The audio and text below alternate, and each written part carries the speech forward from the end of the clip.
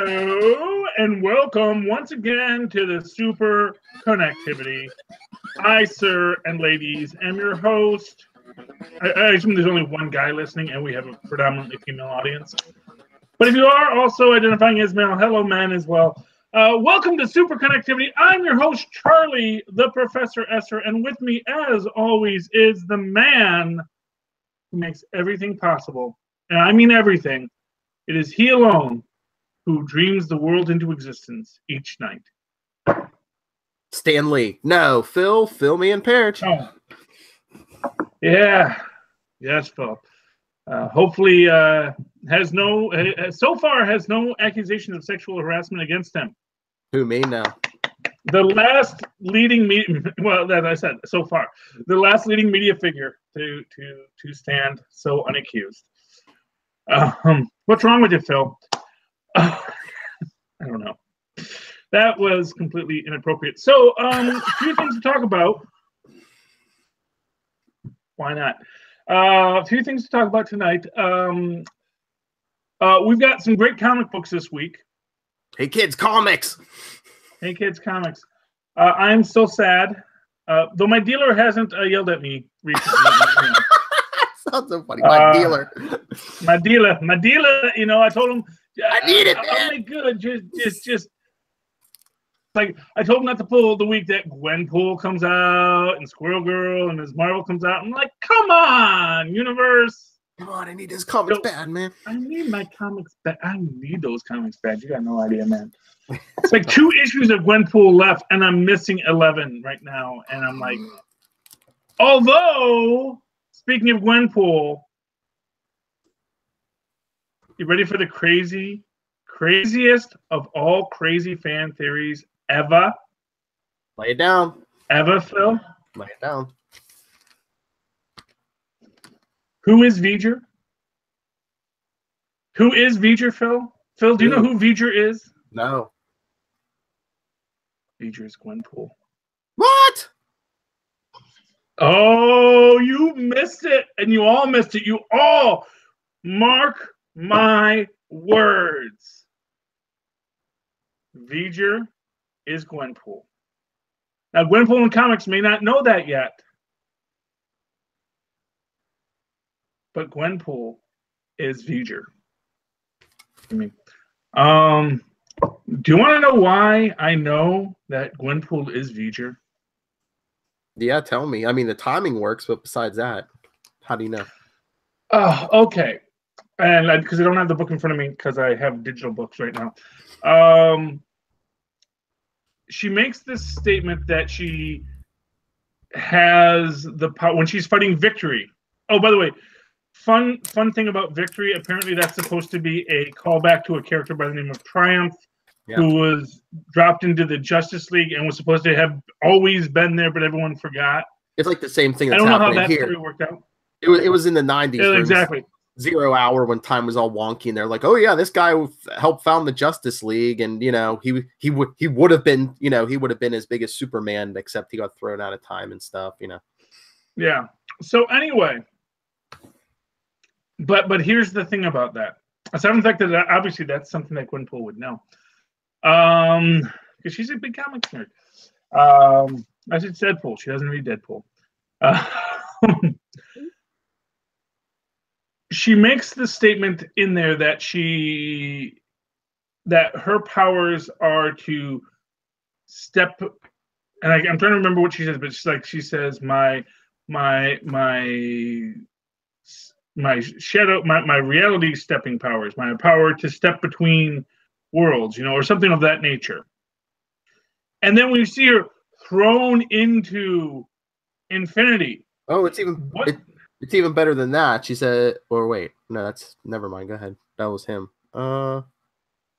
Yeah. When she's fighting, but she makes the statement about her powers. But anyway, when she gets thrown into infinity, look at when she said she watched watched everyone's stories. What is she looking at? Yeah, right there. What is she looking at? What comics? Ooh. Not images from comics. The covers with the UPCs and everything. That's the point. That's how you know that she is Gwenpool. Because what is the entire arc of the recent Gwenpool plot been? None of you know because I'm the only one reading it, which is why it's getting canceled. But it's about how she wants to prove herself worthy of the Avengers. And I think what she is going to realize probably by issue 12, or possibly at the end of issue 12, they're going to come back to, she's going to say something that the only way I could ever do this is if I totally retconned myself. And so this is my big prediction. It's going to be revealed that Voyager is, in fact, not Valeria Von Doom or Valeria Richards. She is going to be revealed to be Gwenpool. That this was her way to become something in the Marvel Universe. And she'll probably have to sacrifice herself at the end, you know. I mean, as you do. As you do. At first I was like, I don't know if they'd do that with Gwenpool, but I mean, look, even the front cover, what is it? It's a cover of someone looking at a cover of Avengers #1, you know, but with of course, Voyager there. Yeah. Now, is that a woman's hand or a man's hand? I don't know. The hand, the fingers seem kind of thin, so I don't know if it's supposed to be a woman or a child, maybe. Yeah. Well, the point is that it was 12 cents. So, you know, yeah. Well, I'm gonna say that may be the real amazing thing they're gonna pull in this, is that they're gonna say that the reveal is gonna be that Voyager was actually Gwenpool. That this is what Gwenpool, because when Gwenpool, and of course I missed this issue where she decides to become a villain because she's back with Batroc, the Leaper, who honestly became so awesome under the Gwenpool storyline. You know, all we get ever is like flack on poor old Batroc, but I tell you, Batroc the Leaper in Gwenpool is awesome. Although they've done some good things with Batroc. One of my favorite lines, there's actually, was it a Captain America comic or was it something else? Where they have Batroc, basically, he gets hired out by these guys who are going to, you know, knock over a bank, but they're like, I guess they're on Captain America's turf or something. And Batroc says to him, "You didn't hire me to stop Captain America. You hired me because you need someone that can slow down Captain America. Because if there was someone who could beat Captain America, trust me, it would have been me. But he's Captain America. Nobody beats him."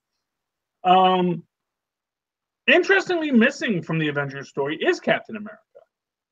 Oh, this one? The current one? Well, he was in the first issue, but he was one of those ones who got like frozen, remember? Oh, well, that's right. You're right. Like 2 seconds, and he got frozen, yeah. Which is interesting now lots of spoilers in this, kids. It's interesting in the context of the story, because basically what we're looking at is we're looking at a replay of the story that we actually kind of get when we get Voyager Voyager's secret origin, you know. Yeah. That it's during the Squadron Sinister crossover. Yeah. Versus the, bad guys, as it were, versus the Squadron Sinister, which is this thing from with of course the Grandmaster and Kang. And now we see in this one we have the Lethal Legion, which I don't know if the Lethal Legion is actually supposed to be I don't think they're supposed. I think they're an actual set of characters from the Marvel Universe already, because I was reading something about the Lethal Legion recently. Isn't it? I mean, I think the membership differs, but isn't it usually like people who've died, or?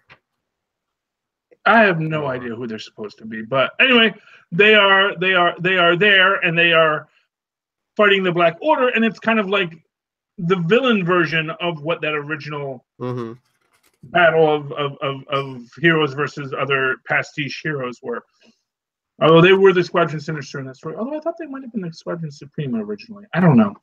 I forget. I haven't read all those comics in ages, or read the Marvel Saga or Handbook to the Marvel Universe issues in ages. So I may not always know the exact answer, but it is interesting that what we're looking at here is like, okay, it's a contest. These are the two guys. And of course, here the Obsidian Order decides, rather stupidly, I think, that because that the natural defenses of this planet are the superheroes, so they will take out a bunch of superheroes before their big fight, which I think is kind of stupid.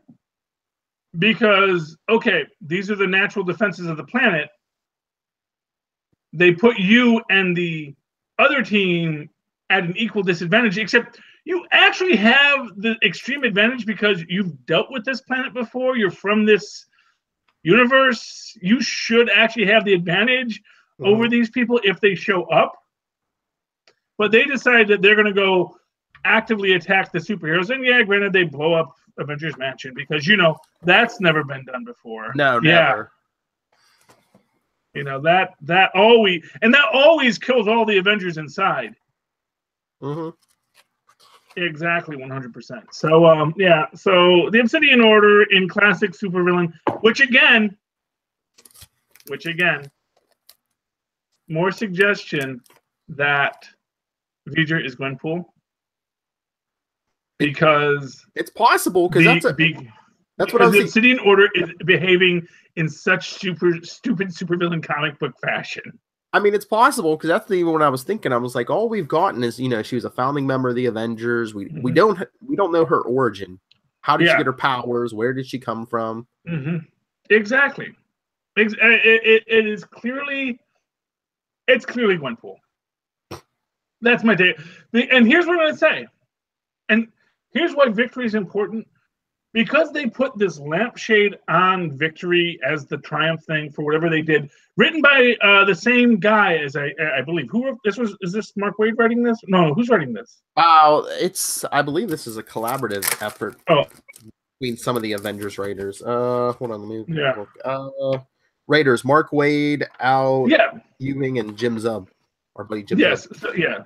Well, yes, but Mark Waid is the guy who put, if I remember correctly, was the guy who put Triumph in Justice League. Maybe, yeah, I can't remember. Yeah, I believe, from what I read on CBR, that was what they were suggesting when I was reading about who this Victory guy and this Triumph guy was. Because, of course, I don't read DC. I've never read those books, so I actually had no idea who this Triumph guy was supposed to be. Except they were saying that it's kind of a lampshade of this other story, you know. So I was like, okay, I'll go along with it. I love him on Conan O'Brien show. Triumph. That's the insult comic dog. I know. For me to poop on.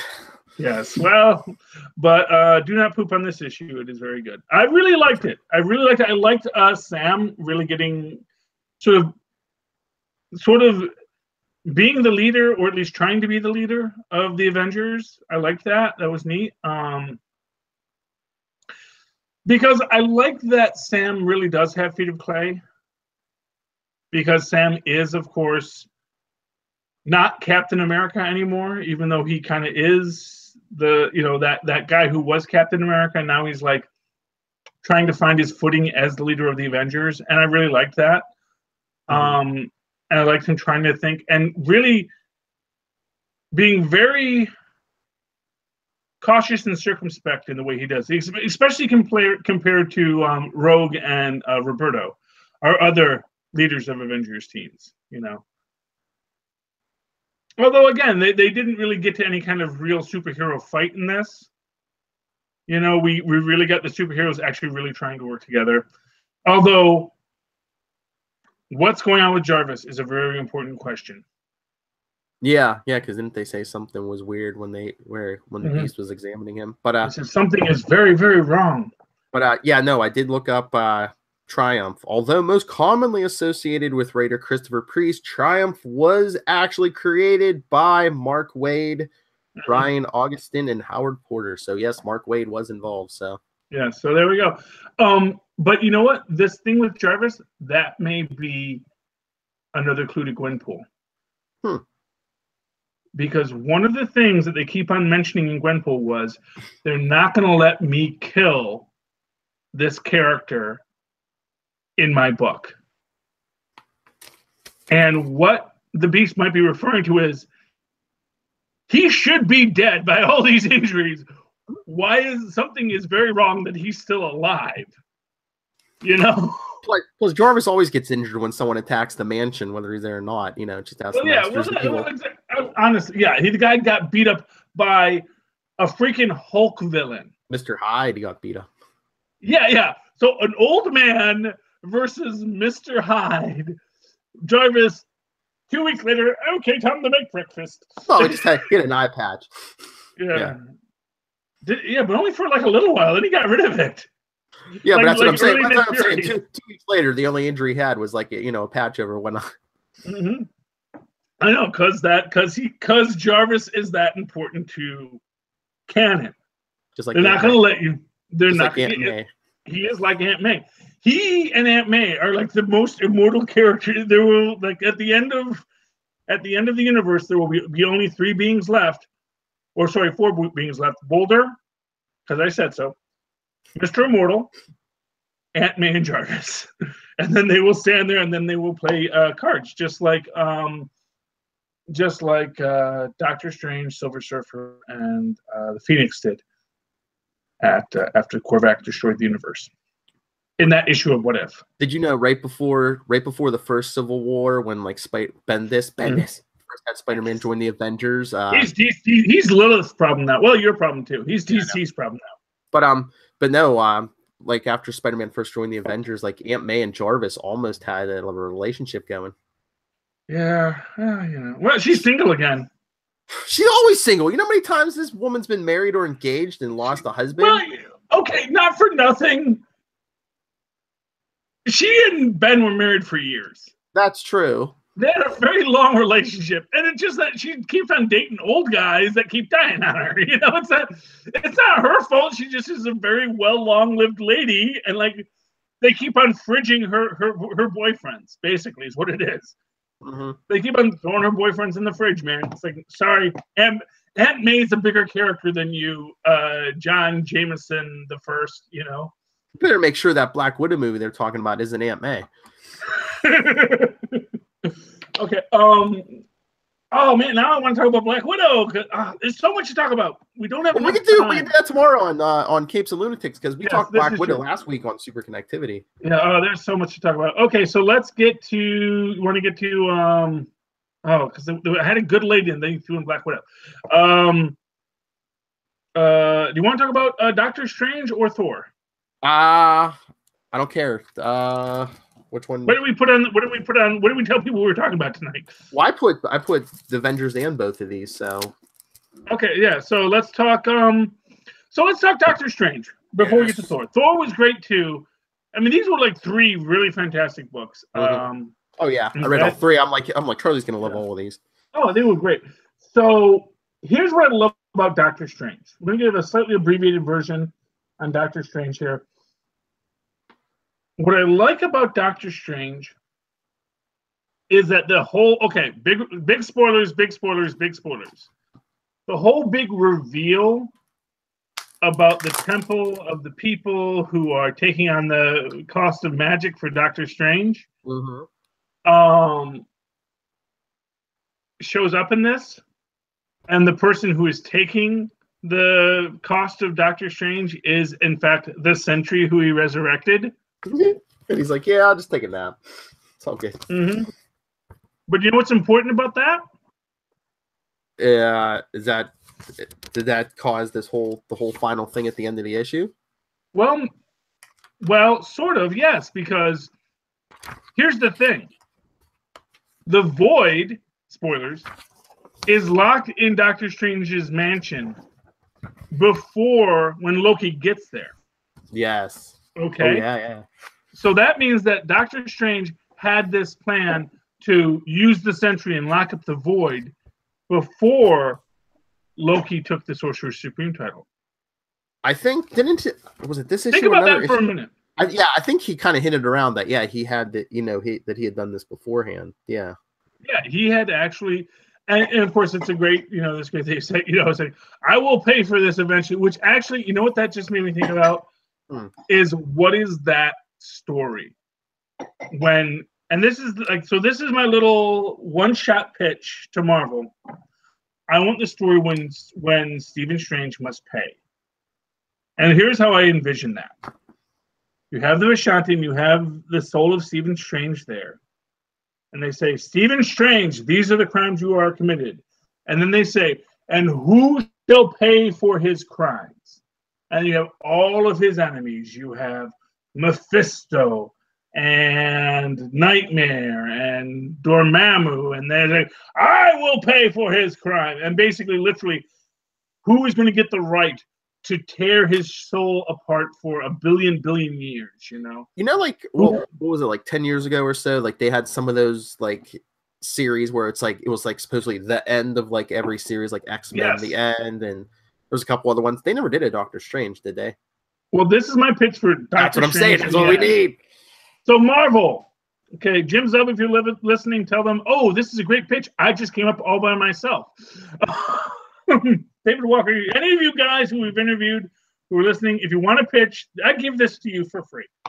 That is Doctor Strange in the end. It is Doctor Strange at the end, and he is being judged by the Vishanti, as he says.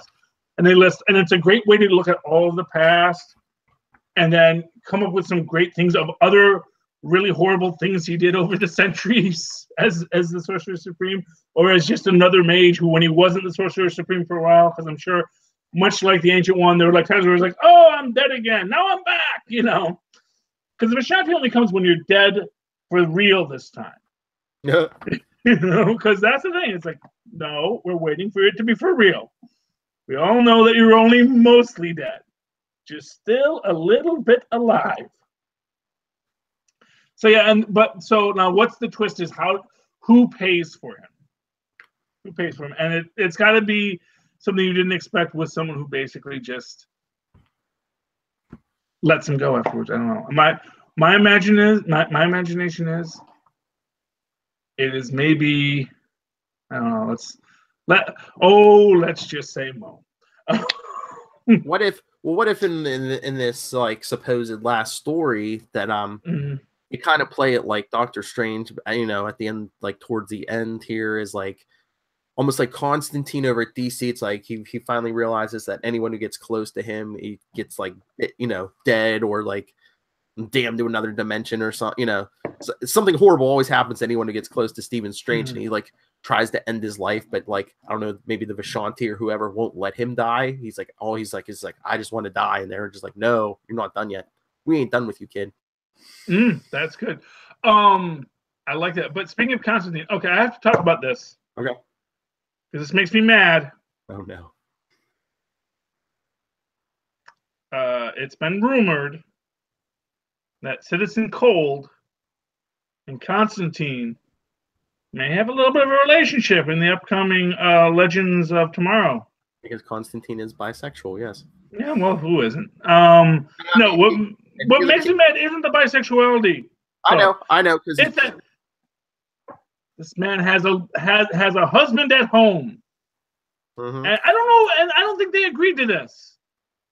Yeah, I don't think there was like, hey, look, I know Citizen Cold, you're gonna be out there in that other universe.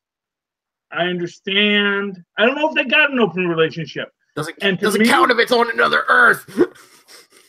It always counts unless you have an agreement in place beforehand. Maybe he'll say they do. I don't know. Well, I mean, okay. In that case, okay, I'm going to give it a pass. And who knows? And who knows what Ray's up to back in Nazi world, man. True. You know, I mean, we all get lonely, and I can understand that. But as it presented, I'm like, you know what, sir? Last I checked, you were married. Were they married or were they just together? I can't remember. I'm trying to remember if they said they were actually married or not. They might not. I mean, honestly, and I'm sure gay marriage isn't legal in Nazi universe. So sure. You know, although not for nothing, I don't imagine Citizen Cold using that as his excuse, since he's Captain Cold. Absolutely, that's his excuse. Hey, that's the thing. He's supposed to be the good version. Yeah. Yeah, so I could totally. Although who knows? People say, well, actually, no, by the letter of the law. We're gonna have to see how. Maybe they're gonna do a cop out on it. Maybe they'll do like when Captain Kirk kissed her, and I was like, no, we were possessed by alien beings, you know. Yeah, or Cold will maybe he'll try to kiss him, and Cold will push him away or something. Yeah. You know, please no. I have a husband. No, and so that's my worry. Although in other Legends Tomorrow news, who is actually now a series regular? Keenan Lonsdale, who plays Wally West, Kid Flash. Yes, Kid Flash is now a legend, which is great. I actually like this. I think he's going to be a great addition, especially because he's like the one guy who can time travel without a ship. Oh, yeah. You know, he's like, okay. It's like, well, he hasn't done it yet. No, because I know for a while, it even took him a while to master that vibrating through solid matter thing. So, yeah, I don't know if he has time travel down yet. He probably doesn't, you know, and not until they need it. Not until there's an emergency. Exactly. No, that's your season finale. Yeah. That's how, you know, well, maybe there's one way. I have to access the Speed Force. And then I was like, but who knows what havoc it will wreak, you know, blah, blah, blah. And that's great. So we've all been calling for it. We've all been asking for it. It's not a Solomon Grundy. But we still got Solomon Grundy on Gotham if that ever comes back. Well, Lilith was all like, "Oh, well, the black guy left. They needed another black guy." That's what she said. But no, you know what I read about today? Well, I mean, well, you know what? Nothing. Yes. Yeah. Well, no. The reason I read today, I mean, I don't know if it's true or not, but supposedly on the Flash, I mean, budget wise, it was getting kind of heavy having two speedsters, trying to having to have special effects for two speedsters. So I guess if you spread them out, really, a bit, the speedster effect is expensive. Who knows? I mean, I don't know, because it's like cartoon lightning running around you as everyone stands still. You know, everyone stands still for a minute. You know, okay. Why don't they do some kind of computer generated stuff? So I don't know. Yeah. What it costs. Okay. Yeah. I mean, that's the excuse they used. I don't know. I mean, it's not entirely possible. I would have, and not for nothing. Here's what I'll say. I have to assume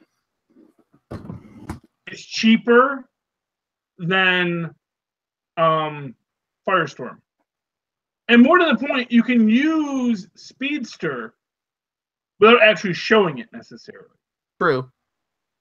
You know, because that's what they said. That when they cut, you know, when they come in and out of a room and you see that gust of wind. I think it was Kevin Smith was saying, yeah, they just use like an air hose and just go. There we go. Oh, it's like if you've ever watched Arrested Development and they make fun of the Fantastic Four film and the portrayal of the Invisible Woman, which was just a Foley guy with something on a string going like this. No, I'm sorry, not a Foley guy, a grip doing that. You know, it's funny because, of course, Tobias is all in love with the woman who played the Invisible Woman in the film, but she actually wasn't in any of the scenes he liked because she was just so great as the Invisible Woman when she's invisible. So yeah, but yeah, so it's good for Kid Flash. He's on the show, and yes, they got rid of a black guy, and they had to replace it with a black guy because you can't replace like your one black guy with a white guy. And I think you even said I guess they have too many women now. People will be up in arms. They put another woman on there. Did I say that? I mean, they would. Yes, absolutely. I think you know how these people are. I mean, somebody said it here. I think I thought it was you, but And you know what? It's funny because I'm actually now I'm trying to think. Because I've been thinking about, you know, it's interesting that Agents of S.H.I.E.L.D. is a minority white male show. Of the main characters, there are fewer white males than everyone else because there's white females, and then there's Asian females, and Hispanic females, and a black guy. Yeah. And, you know, although I guess maybe we don't know what Nick Blood's status is. So if Nick Blood comes back, it makes it a little more even. Mm-hmm. But without Nick Blood, it's just Fitz and Phil Coulson as the white guys. And I'm wondering, is Legends of Tomorrow actually a white male show too? Let's see, you've got Steel, Atom. They just have Steel and Atom now. Yeah. You don't because you don't. Wave. Oh, Heat Wave, Steel, Atom, Heat Wave, and now Citizen Cold. Mm-hmm. Okay, and you had Stein for a while there too. So yeah. Although Stein and so yeah, you still have 4 white males. So, oh yeah, well. I don't know if we'll stay around the whole season or not, but yeah. But now you got Constantine too. So, Well, I think he's only gonna be around for an episode or two. Yeah. Yeah, but if they just keep on rotating in a major white character into it, a white male character into it, then yeah, they don't beat Agents of S.H.I.E.L.D. is basically what I'm saying. The Agents of S.H.I.E.L.D. really is a majority-minority show, except for that women aren't actually a minority. They're actually the majority. There's your weekly Charlie Esser's Marvel is greater than DC in all things. Well, yes, they are. You know, even and honestly, I don't care about comic book sales. And I'm going to say it again: Disney doesn't care about comic book sales. Well, I mean, didn't they say? I mean, certain things everybody did good, but like comic book sales in general were down as opposed to like last year's numbers. Yeah. Well, of course, comic book sales are down because comic book sales have been going down for decades. Well, keep raising the price; that'll help. Well, you know what it is that you're at this point where you either have to cater to a shrinking demographic,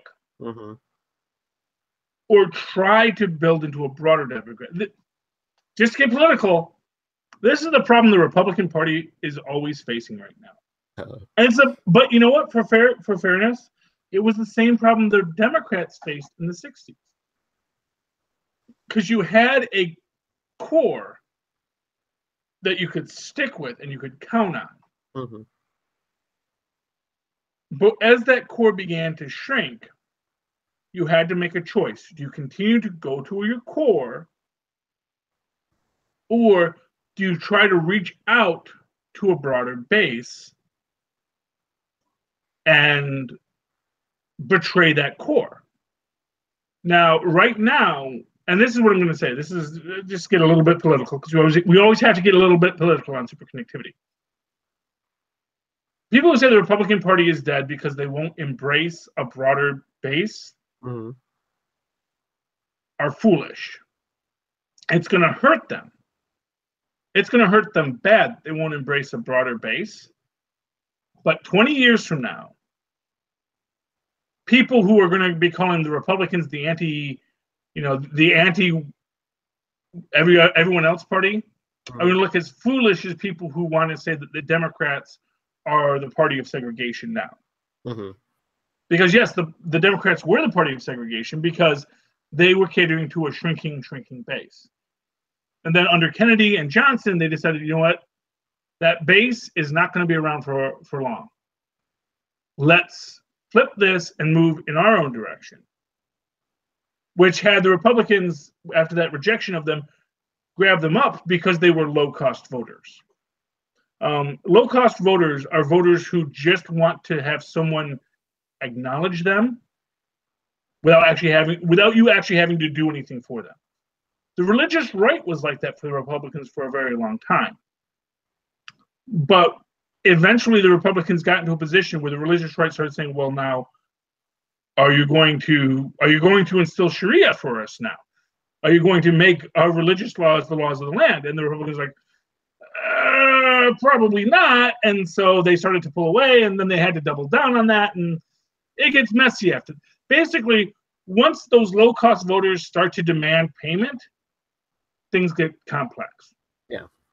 And what the triaging of the Republican Party after the Obama election was, which was like, we need to reach out to these other groups that are not traditionally Republican. That was the right idea to do. They did not do that. In fact, they went in the opposite direction, unfortunately, for the Republican Party. But they can always come back. Because at the end of the day, here's the thing. People are always going to be conflicted between the idea of self-interest and group interest. And group interest is great. But the fact of the matter is that hungry people of all groups are always interested in self-interest too. So between those two battles, there will always that's why a two-party system I think actually works, because neither party is particularly bound to any idea. It just says, okay, we're going to be a little over here, and you're going to be a little over there. We're going to have someplace in the middle, and we're going to just sort of go back and forth in this morass. And that's why I think a two-party system is much better than a multi-party system like you have in every other country, where I think craziness happens far more often. Basically, this is America's first really, really crazy president compared to the world. Whereas every other country has gone through much crazier presidents than ours, or much crazier world leaders than ours, in their time, over periods of time. And I think that basically, you know, right now, and for what it's worth, right now, our crazy president, his power is basically nothing. And it's basically just, it's still just the two major parties sort of pushing back and forth. Like, how can we get something to this idiot to sign? I don't want to get too political, but it's just like so much stuff comes out every day that like when stuff comes out, half of it gets ignored. It's like, oh, our president had an affair with a porn star. Oh, what? Oh. Well, you know, not for nothing. You can thank Clinton for that. You know, basically we stopped caring about sex scandals. Yeah, but that's what I'm saying. In Clinton's time, they would have called for his impeachment and stuff. You know, and they did. Trump, which I know. And you know, with Trump, it's just another day at the office. Yeah, well, you know, but that's because we went through that once with Clinton. And granted, that wasn't a porn star. That was just a run-of-the-mill sex scandal. Yeah, and plot. I mean, it shouldn't make that much. It shouldn't make a difference. But Clinton was president when his went down. Trump wasn't president yet when his went down. Yeah, but you know, and not for nothing. Like I'll say, is like, you know, I think Trump likes the sex scandals because they take away from all the other actual scandals. Mm-hmm. You know, so, you know, not for nothing. Actually, I think having people lose their whatever about Stormy Daniels, or Stormy Daniels. I won't use her real name because the woman deserves her privacy. Her stage name is Stormy Daniels. That's the appropriate thing to call her. She has a real name, but you know, you don't use that. That's not appropriate. Yeah, I was gonna say, any article I've seen, I haven't seen her real name. NPR has been using her real name lately, and I'm not big on that. NPR. Respect that woman's privacy. Her public face is Stormy Daniels. That's what actually no one cares about, is that Stormy Daniels. No one cares that her real name lady stuffed the president in a very unsatisfying sexual encounter. But you know, Stormy Daniels is the story, not her real name. Let her have her real name. Anyway, that's just my take on that. So shame on you, NPR. Shame on you. Okay, let's get to Thor. Yeah, I was gonna say. Or do you want to? I was gonna say. We're running out of time. We're running out of time. I do want to talk about Cloak and Dagger. Oh, briefly. We'll get a teaser. We'll talk about Cloak and Dagger more on Capes and Lunatics. But I want to give a teaser to it because there's something very important that we see in our teaser on that. Right now. Okay, but Thor. We'll finish with Cloak and Dagger. Thor 703. Mighty Thor 703. And this is weird. Okay? Mm-hmm. Because we see her disappear from the car with Solomon. Mm-hmm. We see her as Thor, and then the next scene, she's in the hospital bed. So do you think? I think that's all glamour. I think Malekith and his people have put a spell on her. Oh. And her rejecting the hammer, that's not her rejecting the hammer. That's her rejecting Malekith's. Because we'll recall Malekith, because it was Malekith who spoke to Mangog, right? Malekith says, "Hey, I'm not a god, I'm an elf." Yeah, I think so. Yeah. We're just happy little elves here making cookies. Don't mind me. Ain't nobody here but us elves, Mangog. Asgardians are that way. But I was gonna say, instead of the Malekith thing, I thought maybe it was the hammer, like looking into her heart and saying, "Do you really still want this? Do you really still want me?" I mean that's a possibility. And can it really be a glamour though? I mean, doesn't she really have to be in the hospital? Because as we see on the end credit page, someone comes to see her at the hospital. Yeah, but I mean, you know what? That is an interesting point you make, because we do get our end credits page with that. Although, he's got a stone! He's got a stone! Dang, Skippy, he's got a stone. And maybe the flowers are what makes her realize it's a glamour. Because I hate daffodils. or whatever those flowers were. You know, That's it. That's it. Maybe the stone or is sending him places to try to help these heroes. Because remember, he tried to meet Cap at that bar.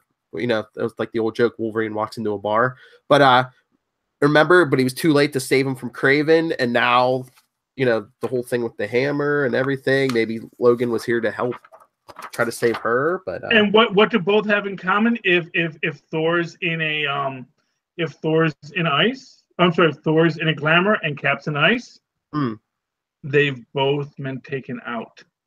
Yes, they're both in maybe a place where Logan coming, using whatever stone he has, is his way to reach out to them. Maybe Logan has the reality. No, actually, I think they said that Captain Marvel has the reality stone. I forget which one he Thor. has. He has the Mind Stone. Who, Logan?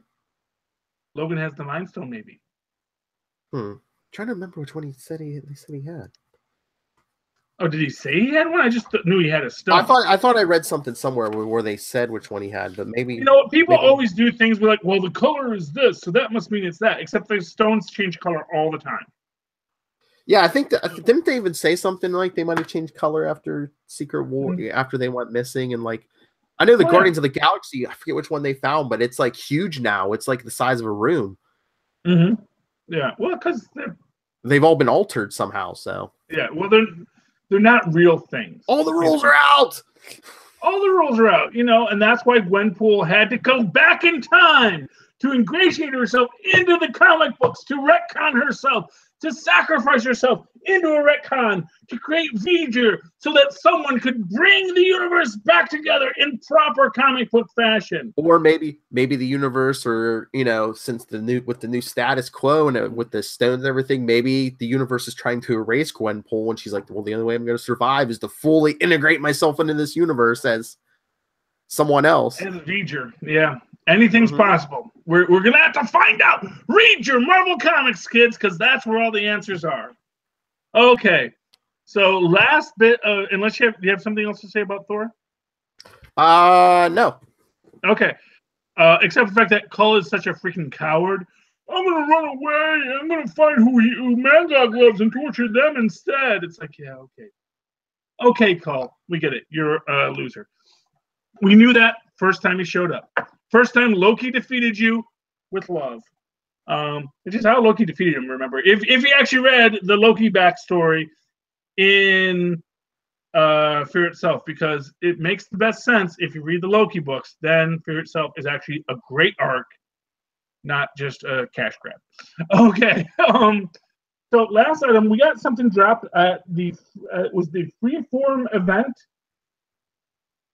Basically a rollout for everything coming to Freeform. And what is coming to Freeform in June? June, we got a date, Phil? Not like Krypton, which is someday. Cloak and Dagger is coming to Freeform Thursday, June 7th at 8 p.m. We got a date and a time. Mark it on your calendars, kids. Okay. Now for what we saw. Just to give you a sense, they have completely rewritten the Cloak and Dagger story in this. And this is going to cause no small amount of nerd rage, I'm sure. Because we see a scene where basically, spoilers, kids, for this thing that's on the internet, by the time this is out, you should have already seen it by now. Tandy steals Tyrone's wallet. He chases after her because he sees her pulling the exact same scam on another dude, because she's just all Aurora Wing, stealing people's wallets, just like good old Charles Xavier. He chases her down. He touches her. And that's when you get this reveal of her power of light. And you don't see that until he grabs her. And from her reaction, it looks like this is new. So this is not the Cloak and Dagger origin story we know. This is a completely different Cloak and Dagger origin story. And here's my thing. Here's my big prediction. We're going to get a tie-in to Agent Carter in this. Two reasons. One, in the initial preview, when the Agent Carter series, the last series of Agent Carter was out, definitely the Roxxon logo in the Cloak and Dagger preview. And everyone who was watching that was also watching Agent Carter, knew Roxxon was working with the Zero Matter, which we also know is the Dark Force, which is what powers Cloak. Cloak makes a passing reference to his grandfather in this, though he says he got his name from his grandfather on his mother's side. It's long enough that that guy, that Wilson, who was exposed to the dark matter, could have been his great-grandfather. If we get a tie-in to the Manfredis and Emma Frost with Tandy, which is entirely possible, we might find out that that's the origin of their powers. Fair game now. The Dark Force, man. You can do anything, man. This is post 70s Incredible Hulk. When you, it doesn't matter if you completely rewrite the story, just keep the spirit. And that's what the Incredible Hulk called us. Okay. Anything else you want to talk about tonight, Phil? No, but I looked it up because I was pretty sure I remembered this. You know where Wolverine's appearing next? Where? Give you some food for thought. Amazing Spider-Man. Ooh, Amazing Spider-Man. No longer being written by Dan Slott. Maybe. You know what it could be? What? The whole Wolverine thing. Maybe he's visiting people who've been altered in. Captain America had the whole Stevel thing going on. Now, you know, and now Mjolnir has been Jane Foster's for how long now? Yeah. What if he visits Spider-Man because of the whole Mephisto deal? Or maybe Spider-Man's trapped in something too.